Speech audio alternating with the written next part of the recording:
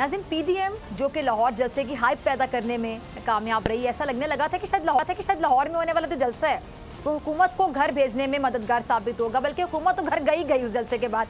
ऐसी पब्लिसिटी की गई, ऐसी कैंपेन चलाई गई, ऐसे दावे किए गए। ऑपोजिशन कभी आर या पार की ललकार मारती नजर आई, तो कभी ऑपोजिशन ने हुकूमत के दिन गिने जा चुके हैं का राग अलापा। लेकिन दिन गुजरते रहे और हुकूमत अपनी जगह कायम ही रही।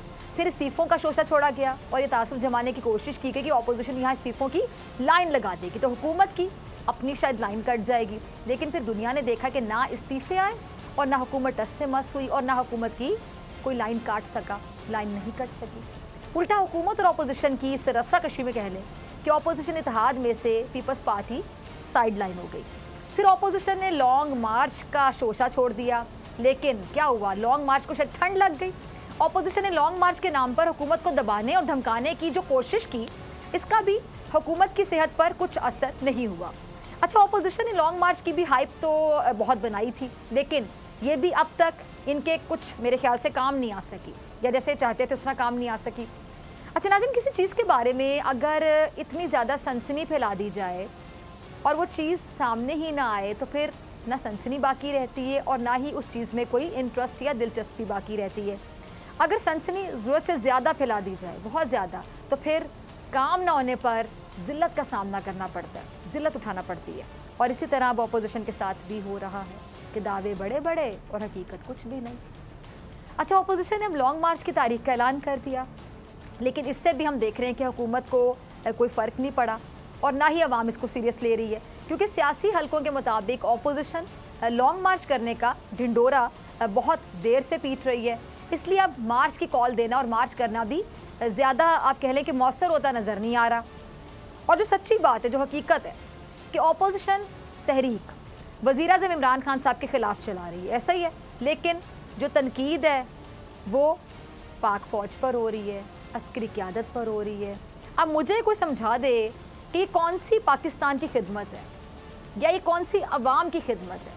एहतजाजी तहरीक तो अवाम के मसाइल हल करने के लिए थी और अवाम बेचारे दूरबीन लेकर बैठे हुए हैं, ढूंढ रहे हैं कि उनके मसाइल का जिक्र शायद इस तहरीक में कहीं दिखाई दे जाए, सुनाई दे जाए। लोग बल्कि पूछ रहे हैं कि ये बीच में मुल्क दुश्मन बयानिया कहाँ से आ गया। और यही वजह थी कि पीपल्स पार्टी ने बड़ी समझबूझ दिखाते हुए, मैच्योरिटी दिखाते हुए अपनी इत्तेहादी ऑपोजिशन जमातों से खुद को गैर एलानिया तौर पर अलग कर लिया। अब ऑपोजिशन ने हर मोड़ पर, हर महाज पर पाक फ़ौज के सरबराहान की किरदार कुशी की और पूरी दुनिया में पाक फ़ौज जैसे दायरे का इमेज ख़राब करने की कोशिश की, जानबूझकर, जानते बूझते हुए, साजिश के तहत, प्लानिंग के तहत। भारतीय मीडिया ने इस हवाले से ऑपोजिशन के लिए आप समझ लें कि एक सहूलतकार की हैसियत से अपना किरदार अदा किया। एक के बाद एक ज़रबें पीडीएम की जानिब से रियासती इदारों पर लगाई जाती रही, इन पर तोहमतें लगाई गईं, लेकिन पाक फ़ौज की बर्दाश्त करने की हद को आज मैं सलाम पेश करूँगी। ऑपोजिशन ने तो हर हद पार कर दी और हर मुमकिन कोशिश की कि मुल्क इंतशार की तरफ जाए, और पीडीएम ने इस पॉलिसी पर अमल किया कि ना खेलेंगे ना खेलने देंगे। लेकिन इन तमाम अज़ाइम के बावजूद पाक फ़ौज ने सब्र का, तहम्मुल का दामन हाथ से जाने नहीं दिया। अच्छा नाज़रीन, जब किसी को उकसाने की कोशिश की जाए या किसी के आप कह लें कि सब्र का इम्तिहान लिया जाए और जब सब्र जवाब दे जाए, तो फिर उकसाने वाला कहता है कि मैंने तो कुछ कहा ही नहीं, मैंने तो कुछ नहीं कहा, बिला वजह इस पर गुस्सा निकाला जा रहा है। यानी अपना कसूर होने के बावजूद ये तासुर देना है कि दूसरा कसूरवार है। और यही मिसाल पाक फ़ौज पर भी आजमाने की कोशिश की गई। अगर रियासती इदारे ऑपोजिशन के जहर उगलते बयानिए पर कोई रद्द-ए-अमल देते तो पीडीएम अपने मकसद में यकीनन कामयाब, और फिर क्या करती, मजलूमियत का रोना रोती कि वो रियासती इदारों पर जो इल्ज़ामात लगाती रही है वो 100% दुरुस्त है, देखा जी सच साबित हो, किस तरह की बातें करती, रोना रोते नज़र आ रहे होते। लेकिन रियासती इदारों ने इस चाल को नाकाम बना दिया और पाक फ़ौज के तर्जुमान ने एक बार फिर बड़े महज़ब अंदाज में ऑपोजिशन के इल्ज़ामात का जवाब दिया है। अच्छा, ऑपोजिशन ने रियासती इदारों पर सियासी मुदाखलत के इल्ज़ामात लगाए। इनको क्या कहा गया, सिलेक्टर्स कहा गया, इनको खुलेआम ललकारा गया, इनको अपना दुश्मन तक करार दिया गया। अब जाहिर सी बात है कि ऑपोजिशन के इस मनफी रवैये से, मनफी रवैया है ना ये, मनफी रवैये से कौमी सलामती के इदारों को भी सख्त तकलीफ पहुँची, और यही वजह है कि पाक फ़ौज के तर्जुमान ने इस झूठे इल्ज़ाम का जवाब दे दिया पीडीएम के इस मुल्क दुश्मन एजेंडे को आप कहने के बेनकाब किया है कि रियासती इदारे सियासत में मुदाखलत करते हैं। ये सियासी जमातें ही हैं, ये सियासी जमातें खुद हैं जो रियासती इदारों को खुद सियासत में मुदाखलत की दावत देती रहीं और फिर खुद परहेजगार बन जाती हैं। समझे ज़रा इनके एजेंडे को। इदारों पर इल्ज़ामात की बुछाड़ करना शुरू कर देती हैं। अब डीजी आईएसपीआर ने क्या कहा? वाज़े कहा कि पाक फ़ौज किसी भी किस्म की सियासी मुदाखलत में मुलव्वस नहीं है और ना ही किसी किस्म के किसी से भी बैकडोर राब्ते हैं। अब नाज़रीन, जो पाक फ़ौज पर बैकडोर के जो इल्ज़ामात, ये राब्ते के इल्ज़ामात लगाए जाते हैं, ये जो लगाते हैं, ये खुद पाक फ़ौज से बैकडोर राब्ते करते रहे हैं। मोहम्मद ज़ुबैर याद है ना आपको, नून लीग के, जिन्होंने एक नहीं बल्कि 2 दफ़ा आर्मी चीफ से मुलाकात की और फिर नून लीग इस मुलाकात को मोहम्मद ज़ुबैर की ज़ाती मुलाकातें करार देती गई। उन दोनों मुलाकातों को ज़ाती मुलाकातें करार दे दिया नून लीग ने। फिर इसी तरह नून लीग की जो नायब सदर हैं क्या कहती रहीं? सबके सामने कहती रही अल-ऐलान के फ़ौज से बात हो सकती है लेकिन इस शर्त पर कि वो इमरान खान को हुकूमत से निकाले। अब आप देखें, आप खुद बताएं कि मुनाफ़क़त की सियासत यही है ना?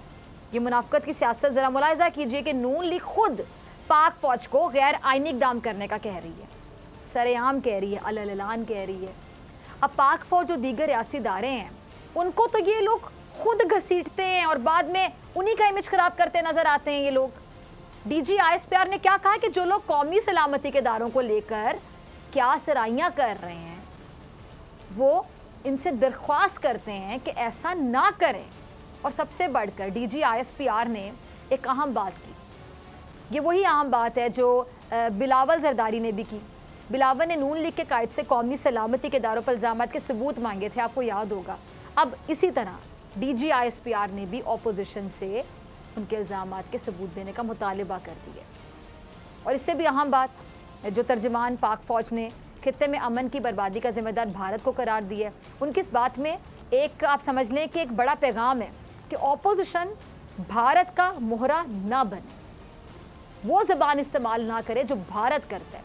लेकिन अपोजिशन अब भी आप कह लें कि बनी हुई है, स्टबन, बहुत ज़िद्दी, ज़िद पर अड़ी हुई है। मामलात को मुज़ाकरात के ज़रिए हल करने के बजाय सड़कों पर निकलना चाहती है, तमाशे लगाना चाहती है, इंतशार फैलाना चाहती है। अब बिल आखिर आप कह लें कि अपोजिशन ने मार्च का ऐलान कर ही दिया है और ये जो मार्च है ये 26 मार्च को होगा। अब ऐन मुमकिन है कि इस मार्च में भी कौमी सलामती के इदारों के खिलाफ बाकायदा सोची समझी साजिश के तहत प्रॉपर प्लानिंग के साथ मुहिम चलाई जाएगी। किसके कहने पर चलाई जाएगी आप सब समझते हैं, क्योंकि पीडीएम ने ये जो सरबराह हैं वो खुलेआम एस्टैब्लिशमेंट से जंग का ऐलान कर चुके हैं।